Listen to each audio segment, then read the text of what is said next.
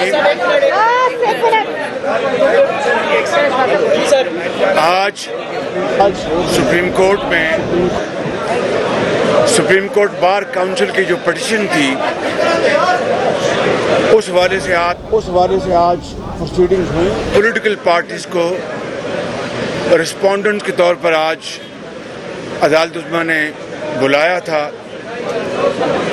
وہاں پہ جس طرح آپ جانتے ہیں کہ اٹارنی جنرل نے جو چاروں کی چاروں جو پریس تھی، استدعا تھی، اس کو نہ صرف انہوں نے قبول کیا بلکہ پوری طرح انہوں نے اس کو انڈورس کیا. لیکن ہم اچھی طرح جانتے ہیں کہ اس حکومت کی کمٹمنٹس اور ان کی جو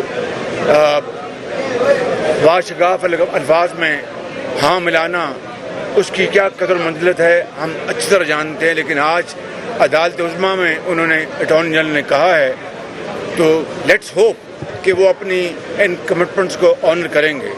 میں سپریم کورٹ بار کونسل کے صدر کا اور ان کے تمام ان کے زعماء کا شکر گزار ہوں کہ انہوں نے عوامی مفاد میں یہ پٹیشن انہوں نے داخل کی.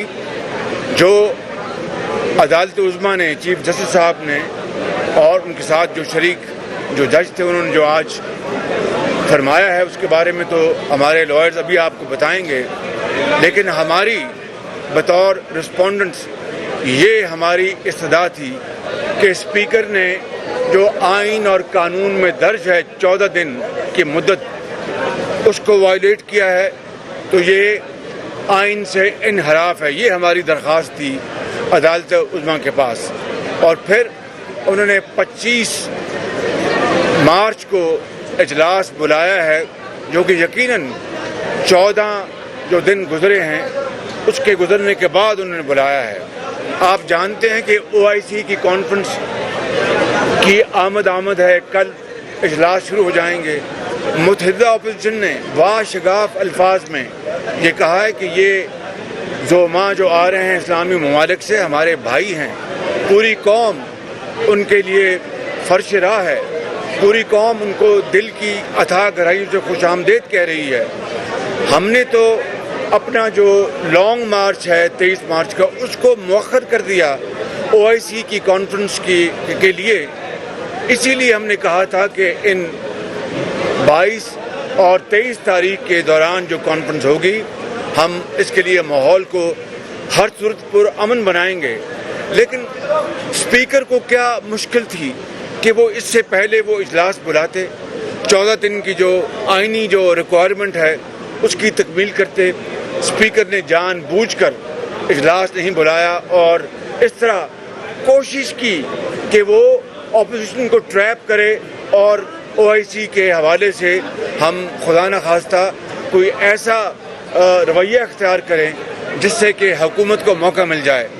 ہم نے کچھ بھی صورت ہوتی، یہ ہمارے بھائی ہیں، مسلم ممالک سے ہمارے آ رہے ہیں، ضیوف ہیں، بھائی ہیں، ان کے لیے ہمارا جو سرآنکھوں پر وہ آئیں اور ہم ان کو استقبال کریں گے، ان کو والہانہ استقبال کریں گے. لیکن اسپیکر نے اس کی آڑ میں جو قانون شکنی کی ہے وہ معاملہ چونکہ اب عدالت عظمیٰ کے پاس ہے، میں اس کے بارے میں کوئی کامنٹ نہیں کروں گا کہ عدالت عظمیٰ نے اس کے بارے میں فیصلہ کرنا ہے. یہ سیاسی حد تک میں گفتگو کر سکتا ہوں، میرے بھائی بلاول بھٹو صاحب کریں گے. جو لیگل جو ایشو ہیں وہ ہمارے جو لیگل ایکسپرٹس ہیں وہ روشن ڈالیں گے. جی بسم اللہ الرحمن الرحیم. میں اس ایک جو شروع میں کلیئر کرنا چاہ رہا ہوں کہ نہ پاکستان پیپلز پارٹی نے نہ کسی اپوزیشن کا جماعت نے سپریم کورٹ کو اپروچ کیا. The Bar Councils جو پاکستان کی سپریم کورٹ بار ایسوسیشن ہیں اور مختلف ان کے جو گروپس ہیں، انہوں نے مل کے سپریم کورٹ کو اپروچ کیا کہ ان کے نظروں میں جمہوریت کو خطرہ ہو سکتا ہے اور یہ عدم اعتماد کا جو سلسلہ ہے، یہاں آئین کو دفاع کرنے کے لیے، قانون کا دفاع کرنے کے لیے ان کے کوئی ریکویسٹ تھے. جب سندھ ہاؤس پہ حملہ ہوا تو سب سے پہلے ہم چیف جسٹس صاحب اور سپریم کورٹ کا اپریشیٹ کرتے ہیں کہ ایک ویکینڈ ہوتے ہوئے سپریم کورٹ بیٹھا اس چیز کا اسی کیس کے سلسلے میں نوٹس لیا اور اس انسیڈنٹ کے بعد سارے اپوزیشن پارٹیز کو اپنا وکلا کے تھرو اس کیس کا حصہ بنائیں، اس لیے کہ ہم سیاسی جدوجہد پارلیمان میں لڑنے میں یقین رکھتے ہیں اور آئینی اور قانونی جدوجہد یا عدالت میں ہم یقین رکھتے ہیں. تو آج ہم عدالت کے احترام میں، عزت میں، اس لیے ہم سمجھتے ہیں کہ یہ ہمارا آئینی حقوق کا دفاع کرنے والا ادارہ ہے. سارے جماعتوں کی قیادت کے لیول پہ ہم آبزرورز کے تحت ادھر بیٹھے رہے جب ہمارا لائرز نے اپنے کیس سامنے رکھا.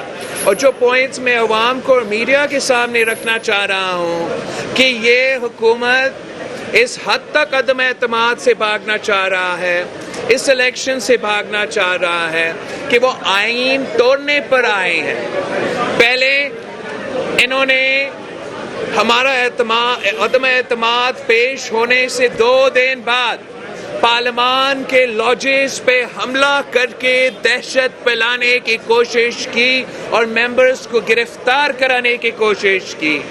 جب کچھ ممبرز نے اپنا پناہ کے لیے سندھ ہاؤس کو چوز کیا کہ وہاں ایٹ لیسٹ صوبائی حکومت کا بھی پولیس ہوگا تو ان کا تھوڑا بہت تحفظ کیا جائے گا، تو پھر سندھ ہاؤس پہ اور پارلیمان کے ممبرز کے خلاف ایک مہم چلایا گیا اور پھر سندھ ہاؤس پہ اور وفاق پہ ایک حملہ کیا گیا، جمہوریت پہ حملہ کیا گیا اور دہشت پھیلانے کی ایک اور کوشش تھی.